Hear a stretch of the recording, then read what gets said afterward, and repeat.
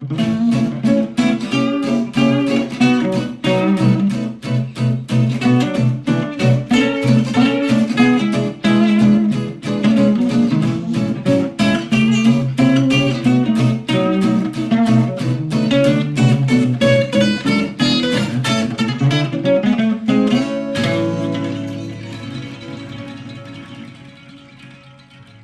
I'm going to be speaking to Satish Kumar. Satish, hi. Hello. Hi. Thanks for joining me. It's lovely to have you My on. pleasure. Satish, my traditional first question is, what do you do? I'm a human being, not a human doing. So doing is only incidental. Yes.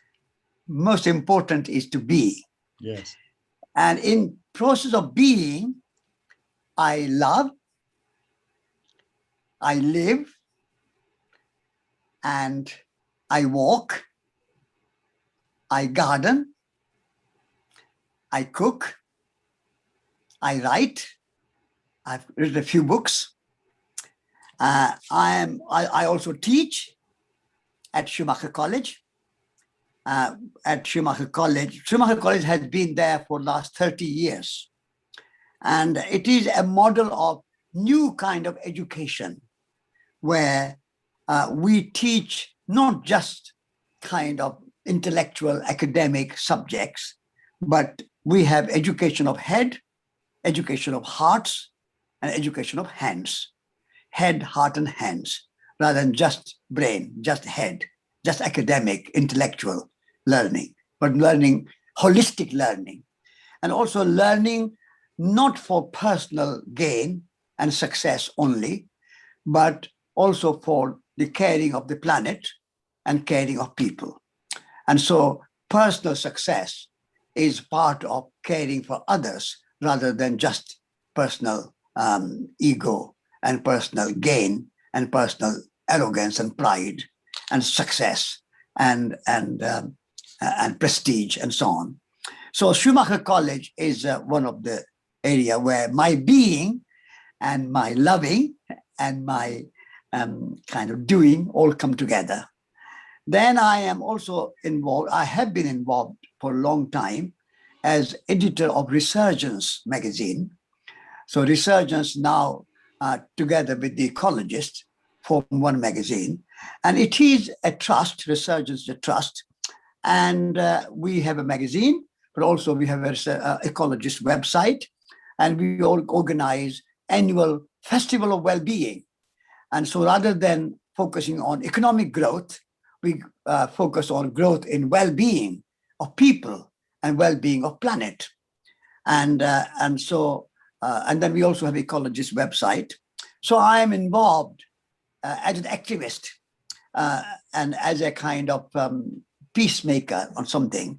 But all these things are in a way part of living. It's not so much doing, but living. And all these things happen through me. But I am just in the service of humanity, in the service of the planet.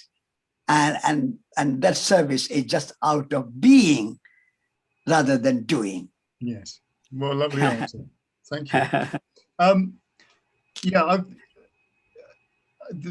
One of the things I would really like to pick up on, one of the threads that you said was that you like to walk. Yeah. And obviously, if the first time I sort of heard about you was to do with your walk for peace that you did.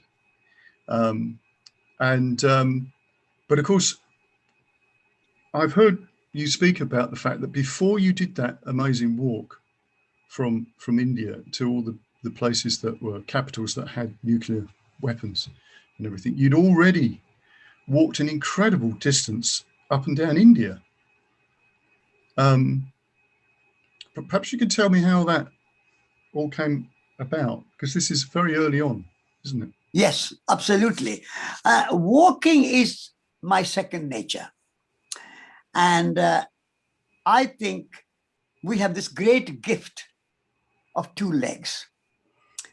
And I think that we don't use these two legs enough. So my mother was a great walker. And we, or my mother, had a small holding of about 5 acres. And it was about 2.5 miles away from our home. And so my mother would always walk to the fields, the small holding, and walk back. And we had camels for farming. And also my father had a horse and a horseman as well. But my mother would never ride a horse. And if my father said, then why don't you take a horse and horseman will take you, it'll be comfortable, easier. My mother would say, how would you like if a horse wanted to ride on you? And so she always walked. So I learned to walk with her. So she will take me with her and we'll walk. And when we were walking, she will tell me about nature, about trees. Oh, Are you still there? yeah. I don't know what happened there. You just froze for a moment. So you were saying about that your mother would teach you about nature while she was walking. Yeah. And so so that's how I started. And then I became a Jain monk at age 9. And monks never take any kind of ride whatsoever, bare feet walking.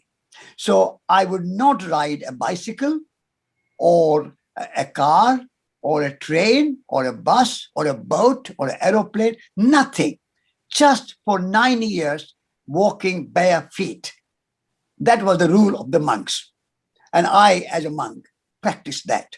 So from age 9 to 18, almost every day, every other day, I'll walk 8 miles, 10 miles, 12 miles, that sort of distance.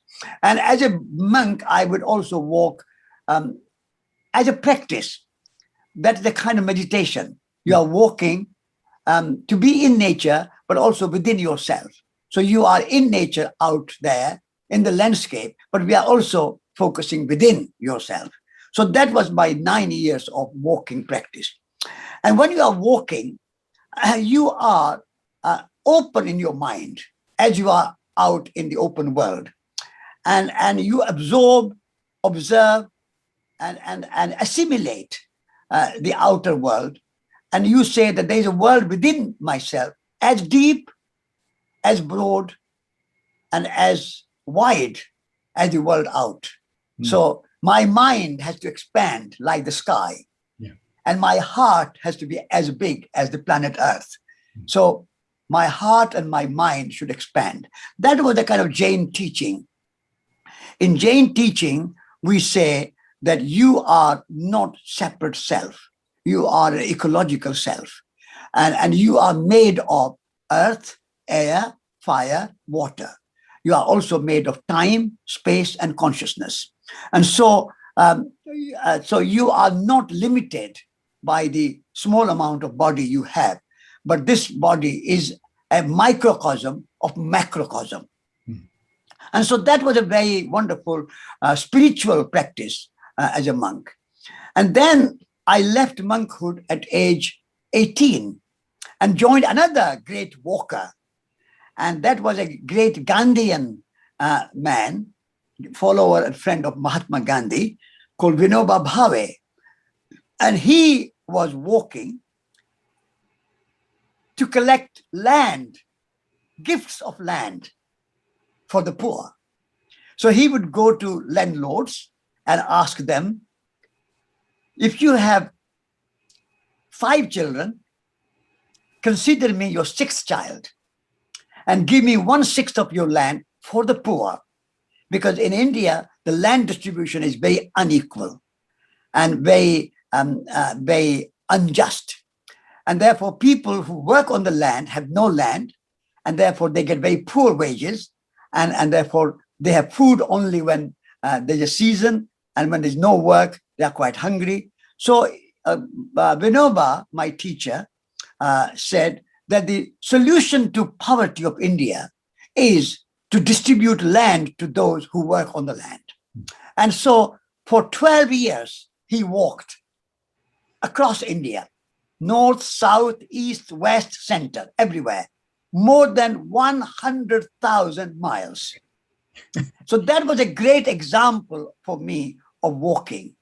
And in India, it is a great tradition because the monks and also the sadhus and the pilgrims walk from north to south and from south to north. And they make pilgrimage to nature. They go to Mount Kailash in the Himalayas. They go to great rivers like the Ganges and the Narmada and the many other rivers. And they go to holy places. The holy places are not so much temples. Holy places are nature. Nature is sacred. And so Vinoba Bhave was my great walking example and a walking teacher and a walking mentor. And so while we were walking, it was like a walking university. He will teach me Sanskrit. He will teach me philosophy. He will teach me Bhagavad Gita. He will teach me Upanishads. He will teach me the essence of Quran and the essence of the Bible. And he will teach me about poetry. And so we will talk. And not only me, but many other fellow walkers. And we will sit down somewhere on a hill or under a beautiful shady tree or along the banks of a river or wherever there's a beautiful spot. We will find, we will sit down for half an hour, 1 hour, and he will give a little talk. He will give a sermon. He will give us a teaching. So I learned much more from Vinoba while walking. So I always called it my walking university because I never went to school. I never had any formal education. I never went to any university. And so all my learning and teaching happened while walking. And so I walked with my mother, I walked with my Jain guru, I walked with Vinoba, and then, as you said, I walked around the world myself. So that's my walking as my nature. That's incredible. I mean, you're saying about the walking thing. I mean, you know, that was a tradition anyway, even in the West of teaching. If you look at people like Socrates and Plato and whatever, they did a lot of walking and talking, you know. Yes. But we sort of have this. There was a school of walkers, and they called peripatetic school. Yes. And even in the churches and monasteries, they will have a kind of cloister where they will walk and study and meditate. So walking meditation and studying and remembering and reciting and reading poetry or reciting poetry and songs and hymns while walking. So not because when we are walking, we are dynamic. And being dynamic is very important because our body should not just be, our blood is walking within our body. Our eyelids are walking when we look out. Our lips are walking when we talk. Movement and being dynamic is the nature of body, nature of our being. And therefore, being kind of sedentary is not a natural way of being. And so walking and talking and learning and meditating, all this is very, very good. There was a great teacher called Thich Nhat Hanh, a Buddhist teacher, and he has taught walking meditation. And when we are walking in nature, you are one with nature, and you don't feel the nature and you are separate. You say, as tree, as me, are two different forms of life, but we are one. Tree is made of earth, air, fire, water. Humans are made of earth, air, fire, water. Trees have intelligence.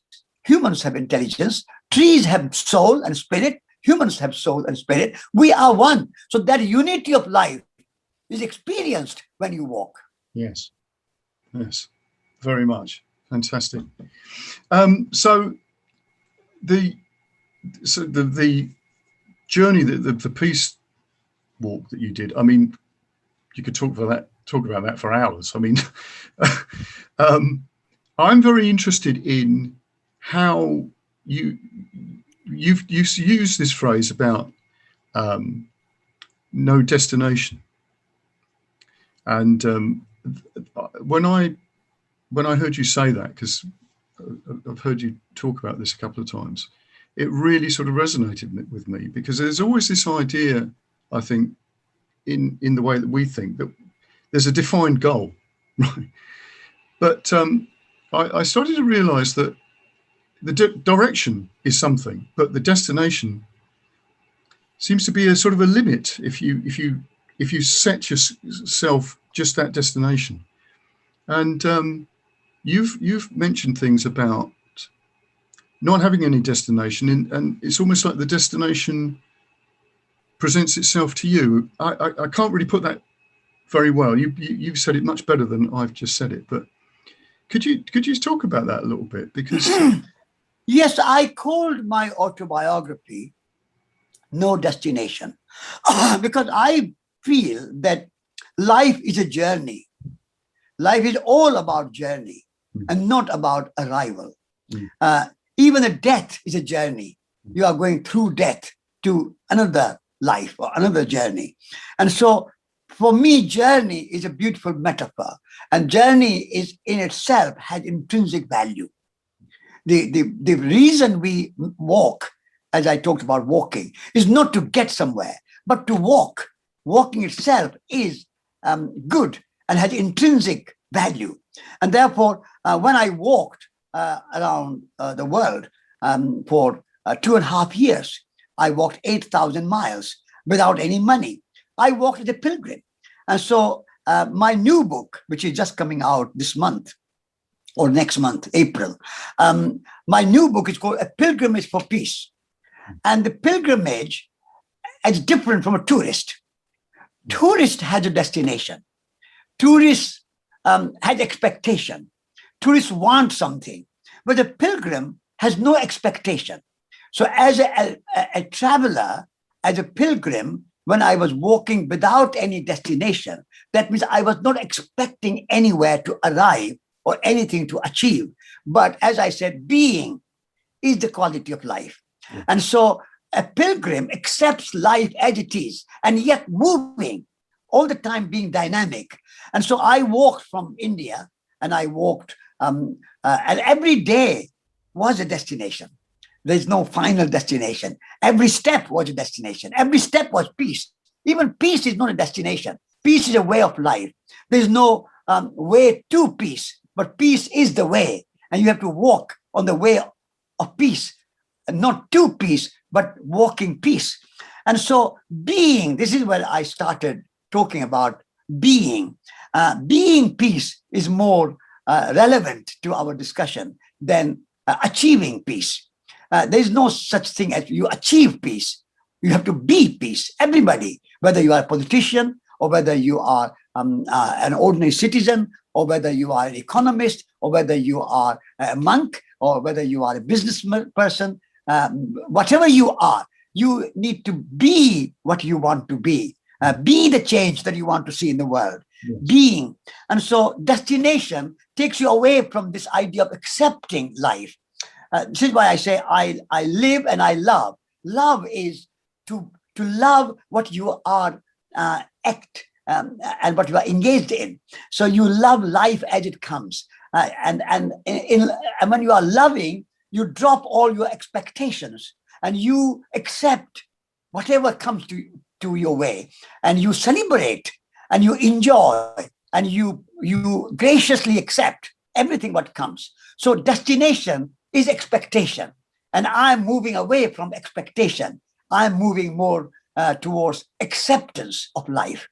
And in acceptance of life, you accept everything, ups and downs, pain and pleasure, happiness, and sometimes sadness. All these opposites, you accept them as part of life. Because the design of life is such, the design of body is such, design of the world is such, design of the universe is such, that nothing is just one flat process. It's a process which is ups and downs. Like when you are walking, you go up the hill, you go down the hill, you go up the cliff, you go down the cliff, and you are walking ups and downs, and you accept that. So it's more interest in the process rather than the product. Product is more connected with destination. Process is more connected with journey. So I called my book No Destination because I wanted to more kind of highlight the significance and the kind of dignity of process and the dignity of journey and dignity of walking rather than the achievement and the arrival and the destination. That's the kind of difference. Yes, you see, this is something that I find when you're dealing with like sort of an artistic process of anything. It is about exactly that. It's being in that artistic zone. It's not about actually thinking about the completion of anything. Exactly. And that is something a lot of people find very difficult, because obviously the way the education system works is always about, there's this destination here, it's, you know, these exams or this blah, blah, blah, instead of the process and the enjoyment of literally just learning something or just being with it. And that is something. I mean, you are a musician, music, singing or playing violin or playing sitar or playing something or singing, that is a process. That itself is a journey. And you sing and you celebrate and you enjoy that process. If you are a painter, you enjoy the process of painting. Once painting is finished, then painter has not much interest in it. And when you stop singing or playing music, that's gone past. So it's the process of singing and process of painting and process of gardening and process of cooking, enjoying that process and celebrating that process and being totally 100% present in that process is a pilgrimage. Otherwise, you will become a tourist. Yes, because in fact, that is something that I use quite a lot when I teach, this idea that it is a pilgrimage. You know, when you're involved in music or art or whatever, and it's the journey that's the important thing. You know, and it's interesting that a lot of people, as I said, find that tricky at first to sort of, just because it's different. You know, it's not often that people say that. So when you started the small school, the principle, perhaps you can explain the principles of the small school, but first.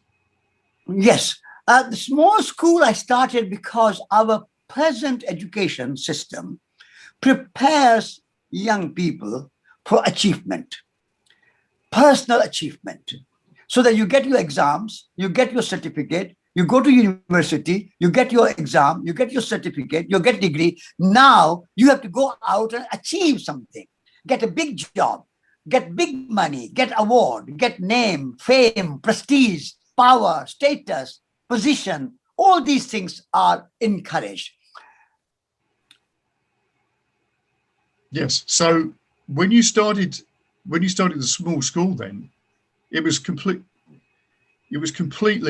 obviously aimed in a different way, wasn't it? You know, I said that our purpose of education should not be preparing for the job, but preparing for life, to live well and live artistically and live creatively and live imaginatively. And then work, whatever you do, is part of that living, part of that creative, imaginative, and a kind of artistic way of being. And so I said, when our school operate, children are looked at as if they have no body. They have only brain. They have only head.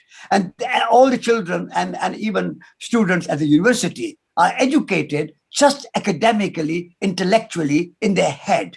So what I said, that the small school will be an example of learning and education of head, education of hearts, education of hands. So we should also learn to cultivate our spirit, cultivate our relationship, compassion, kindness, respect, generosity, and love should also be part of education. And then also education of hands, so that our children should learn to cook, so our children should learn to garden, our children should learn to make beautiful things like pottery or furniture or build a house, so that they are thinking, but they are also feeling and they are also making.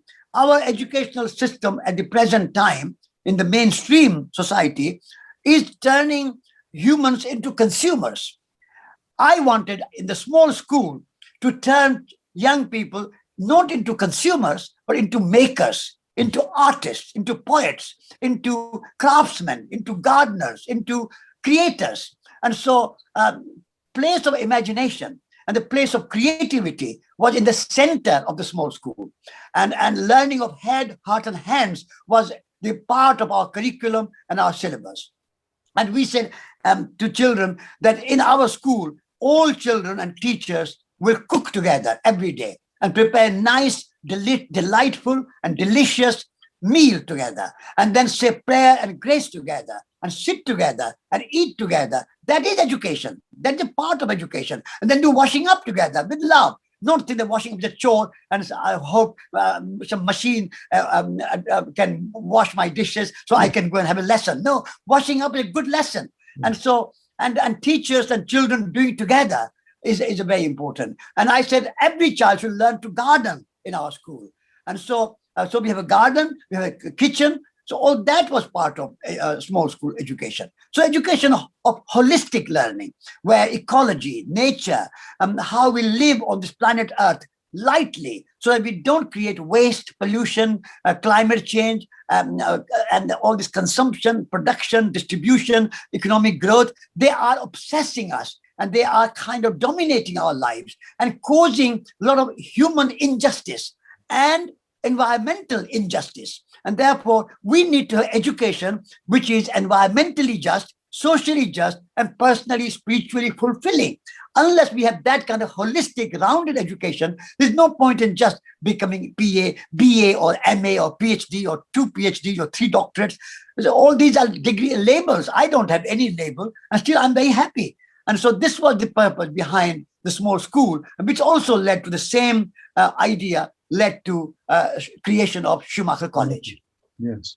So with Schumacher, then did it just sort of grow out of the small school idea, or how did that come into? It grew out of the small school idea of small school, because we said that when children go out of the school, then they go to the normal university.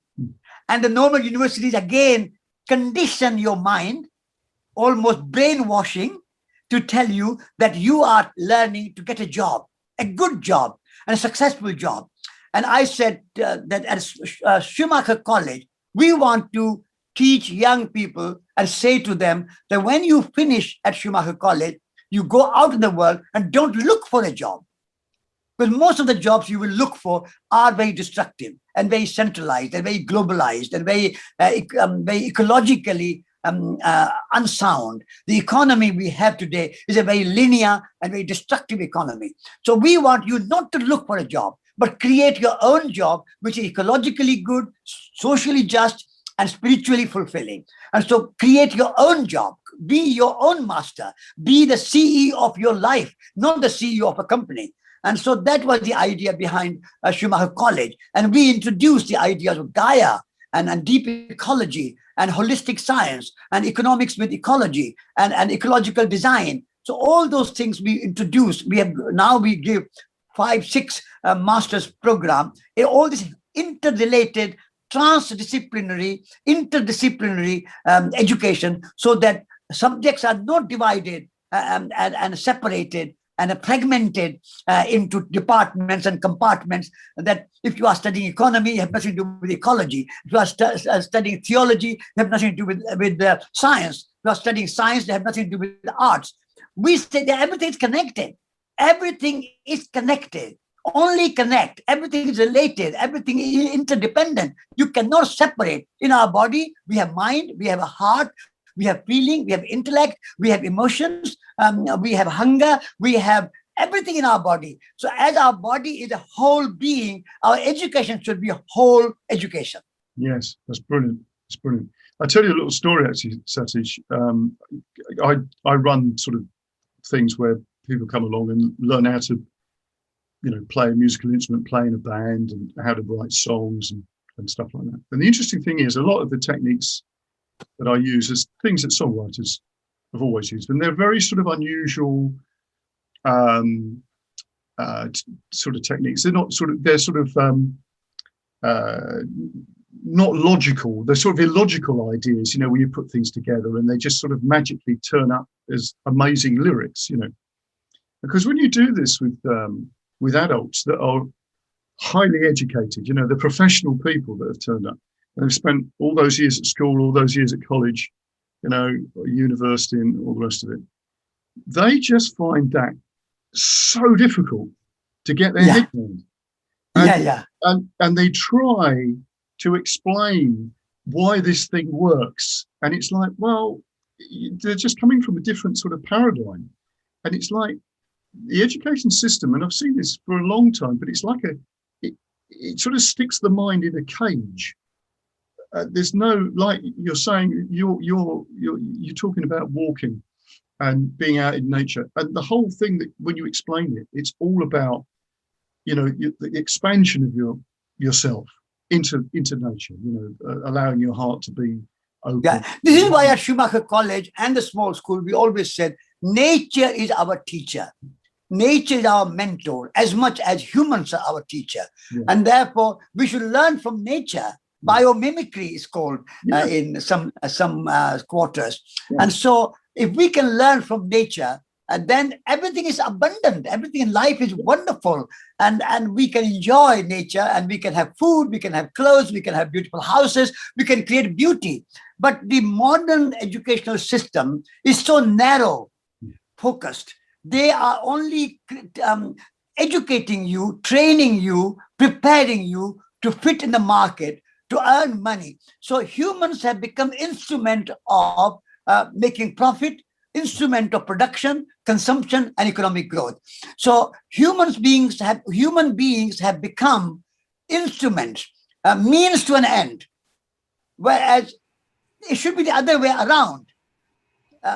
Economy and production and consumption should be for humans, not humans for production, consumption, economic growth. And so we have to change that. And we are no longer, in Schumacher College education and the small school education, we say, we are not human resources for the economy. And the moment people say, oh, human resources, humans are not resources. Humans are the base, and same with natural resources. Nature is not a resource for the economy. Nature is a source of life. And this is what we teach at the small school, and this is what we teach at the Schumacher College. Yes, that's brilliant. I mean, obviously I'm coming at all this from a sort of musical artistic perspective, but you know, I could say the same thing with regard to music, that, you know, we've commoditized things like art and music. And of course, the weird thing about it is that the arts are, you know, for want of a better word, a magical thing. You know, that changes, it's got a way of influencing the world and connecting with the world in ways that we logically can't understand. And it needs us to reconnect with that idea that people had a few hundred years ago, where they had, well, certainly in Indian music, I mean, there's that totally, you know, there, you know, that a certain raga could affect the weather, or, you know, a certain raga would be played in the morning and another one would be played in the evening. You know, that's right. And it's in that idea that it's connected deeply into nature and the way that things are.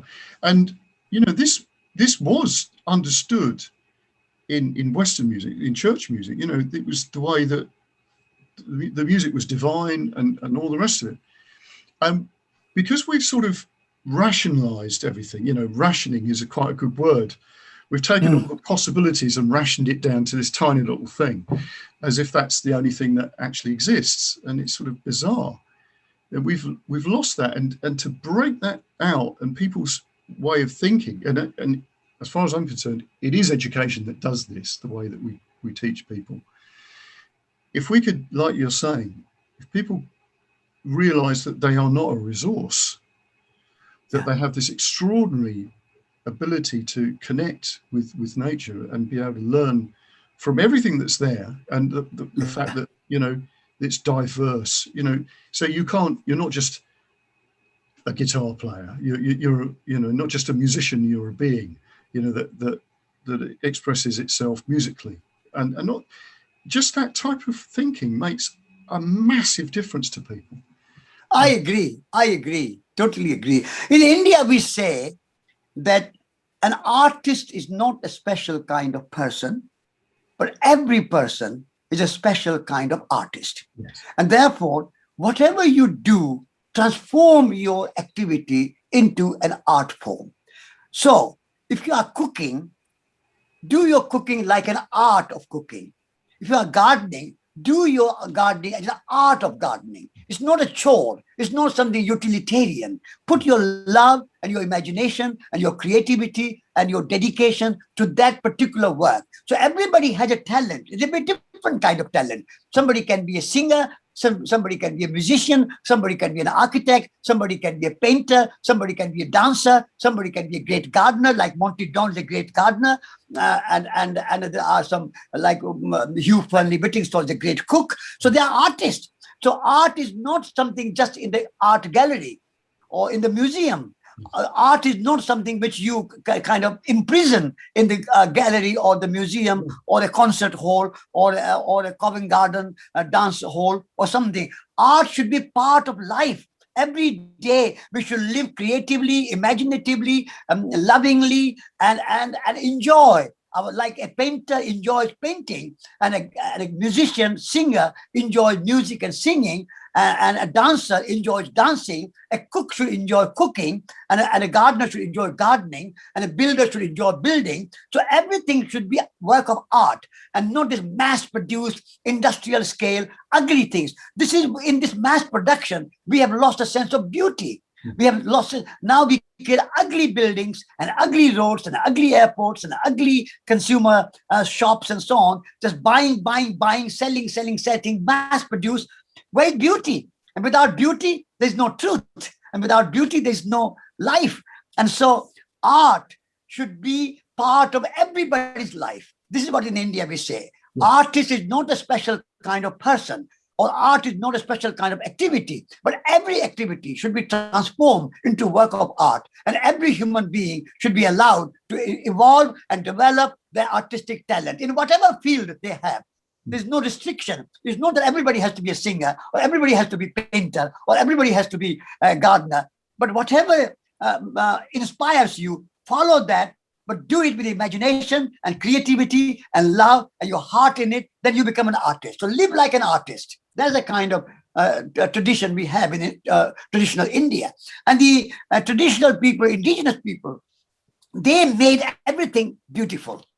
They decorated everything. Even their shoes were decorated. Even their bodies were decorated. Even their clothes were decorated. So they used the art on everyday objects rather than art just for the wall or art just for the museum or just for the art gallery. It was no art was part of life.